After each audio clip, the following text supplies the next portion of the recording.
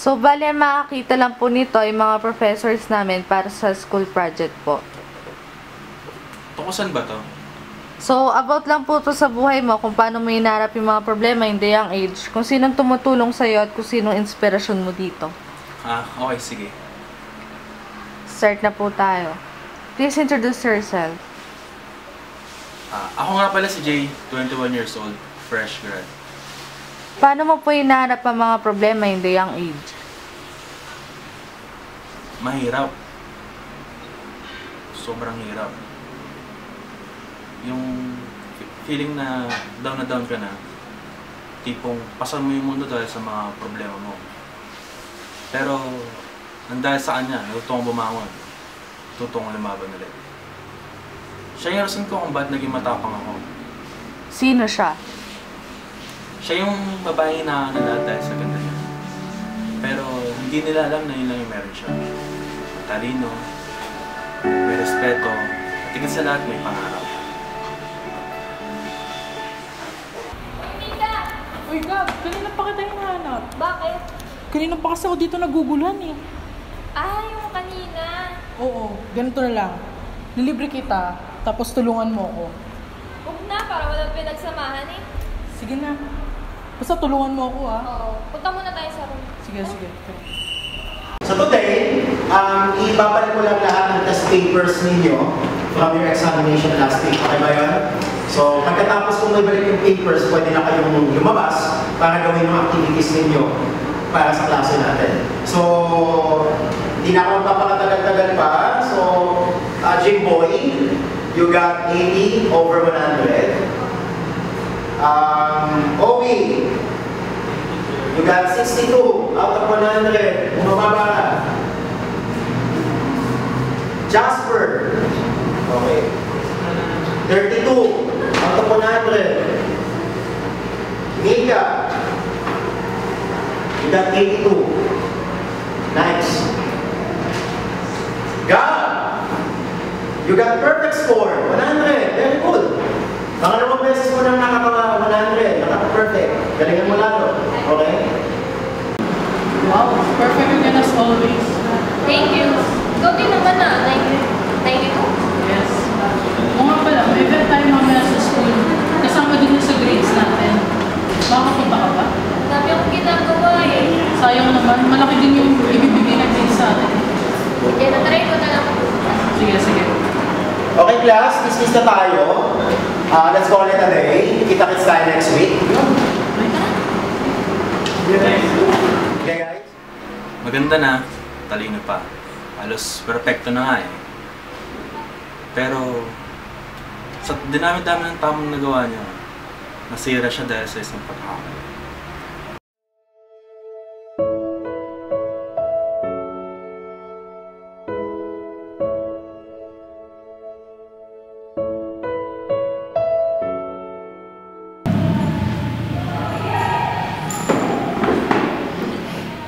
Babe, kumusta ka na? Okay lang. Yung pinapagawa sa'yo tapos na ba? Okay na. Pwede patulong ulit? May ginagawa pa ako eh. Sige na. Sige na, please. Sige na nga.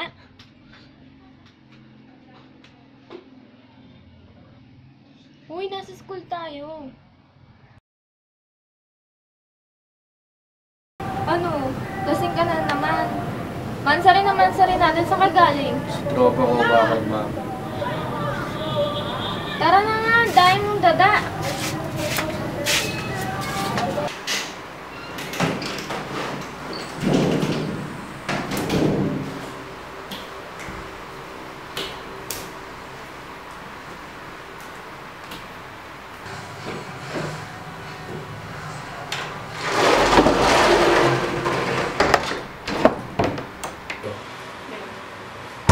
Ako na. Ay, ano ba? Di ba ito naman gusto mo?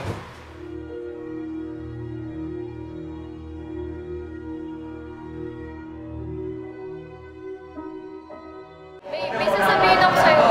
Ano yun? Buntis ako. Anong buntis? Buntis nga ako. Paano na yung pag-aaral natin? Anong gagawin natin? Babaha Bahala ka. Hindi pwede yun!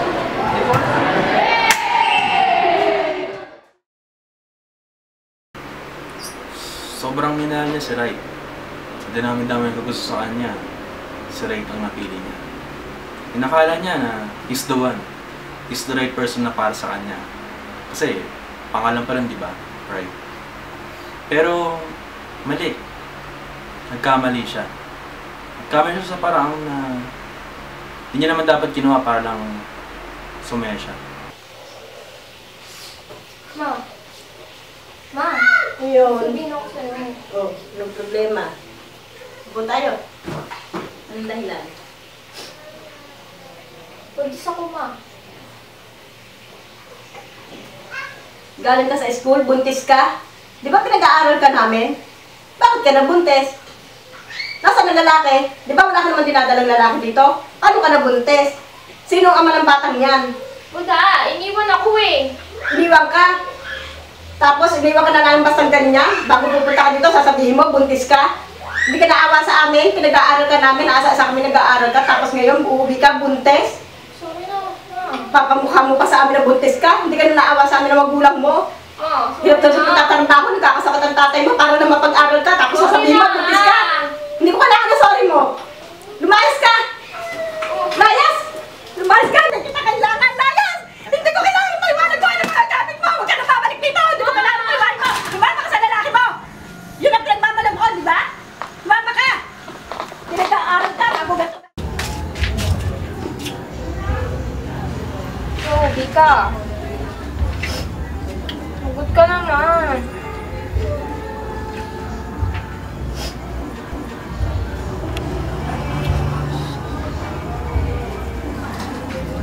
Hello? Bika. Pwede bang dyan mo na makitulog? Sige na. Kailangan ko yung talaga na matutulugan. Pwede ba? Sige, sige. Dumating siya sa puntong napapabayaan at nasira niya na yung pag-aaral niya. Pati nga yung relasyon niya sa magulang niya nasira na rin. Ayoko nakikita siya nahihirapan. Gusto kong tumulong Pero, paano? Gab, ang baba na naman na nakuha mong grades. Ano ba nangyayari sa ibang bata? Makapansin ko, lagi ka tulala. Tapos lagi ka pang absent. Problema ba tayo? Oo, bakit ganito? Pwede po po umigas sa chat, sir. Tapos ayusin ko po talaga. Sa ngayon, wala na tayong magagawa. Ha? Pahinga mo na lang muna kasi napapansin ko. Pakong-pakong na yung mga problema mo No? Hindi na pwede. Hindi na talaga pwede. Magpahinga mo na lang muna, ha? Kasi kusuin mo muna yung mga problema mo, tapos tsaka ka bumalik sa akin. Pagbalik mo, dapat pasado mo na, ha? Naintindihan mo ba? Okay.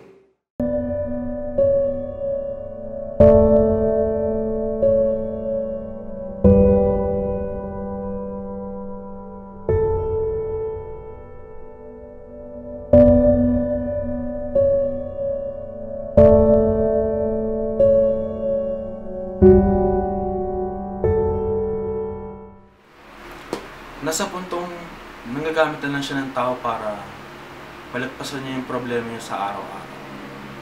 Hanggang sa sinisi niya na ang Diyos kung bakit pa ganun yung nangyari sa buhay niya.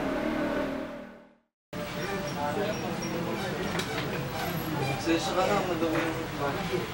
Sige, okay. Gusto mo kumain? Busog pa ako Sigurado ka? Papahinga na lang ako. Sige, ayusin ko na lang yung gan.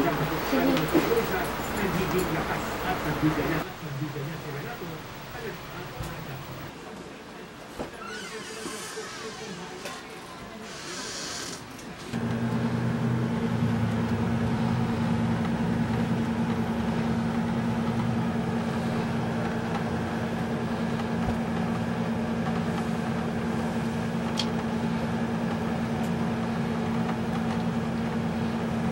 Gab!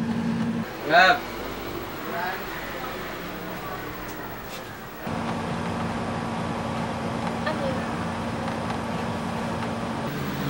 Pasensya ka na, maliit lang ang kwarto. Hindi, sige, okay lang. Sige, tawagin mo na lang ako sa labas mo. May kailangan. Sige, salamat ulit ha. Ito lang ako.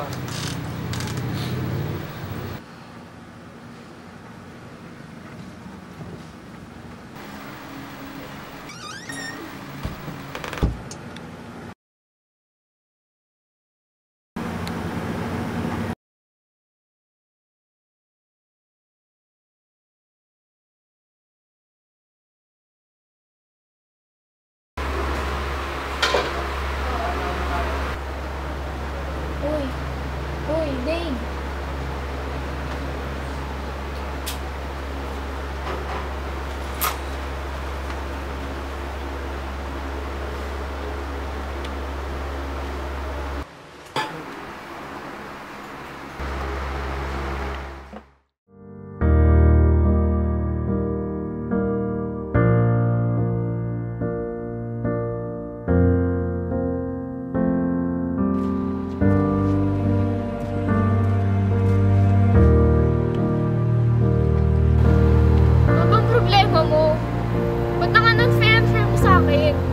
Ginagawa ko naman lahat ah! Ba't mo ako pinakahirapan ng ganito?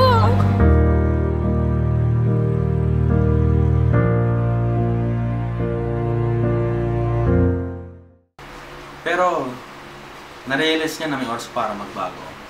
Bumawi sa mga nagawa niya. Halos kung ano-ano na rin yung mga trabahong napasukan niya eh. Makaawan lang sa buhay.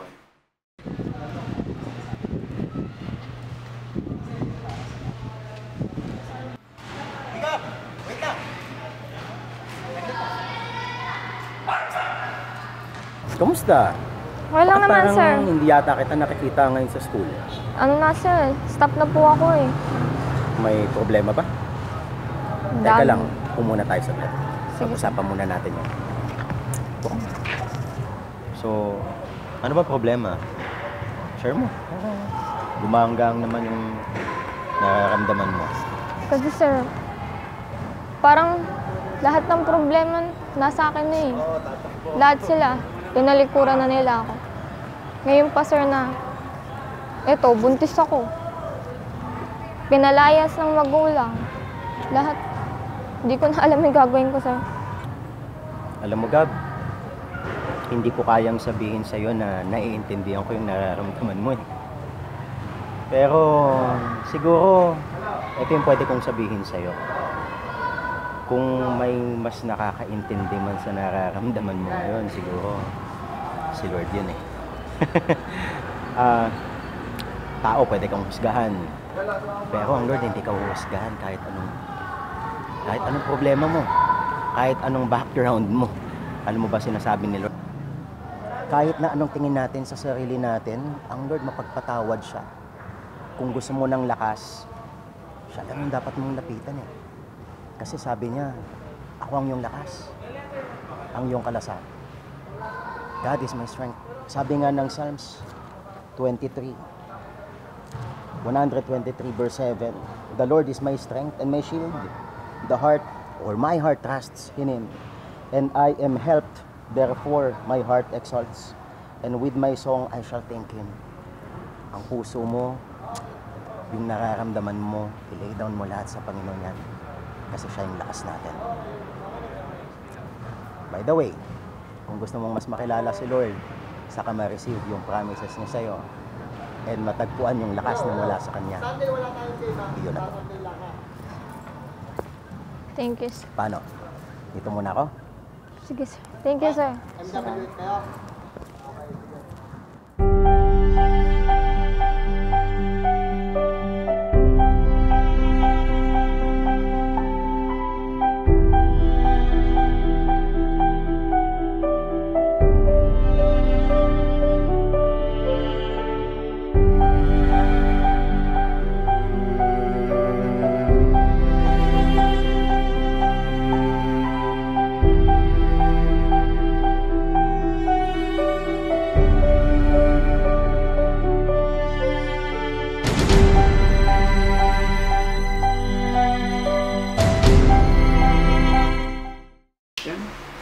Pero, narealize niya na may oras para magbago. bumawi sa mga nagawa niya. Halos kung ano-ano na rin yung mga trabahong napasukan niya eh. Makaawan lang sa buhay.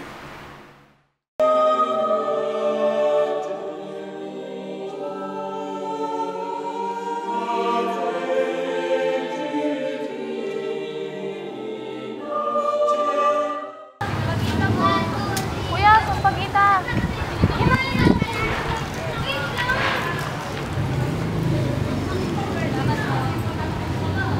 Pagkita mo.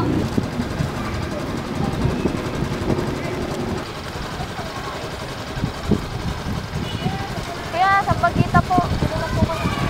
10 lang.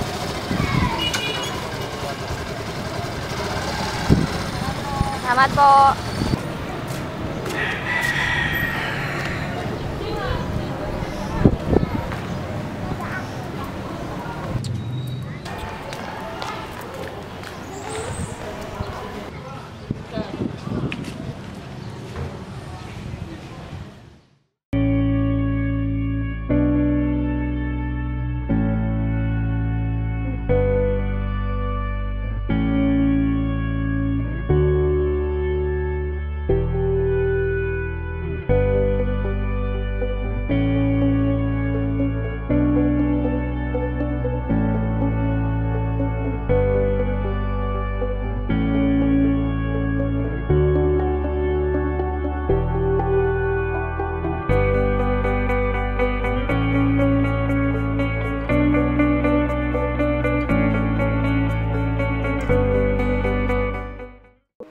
Anong pangalan niya? Siya si Gabriel, ang nanay at ang aking inspirasyon.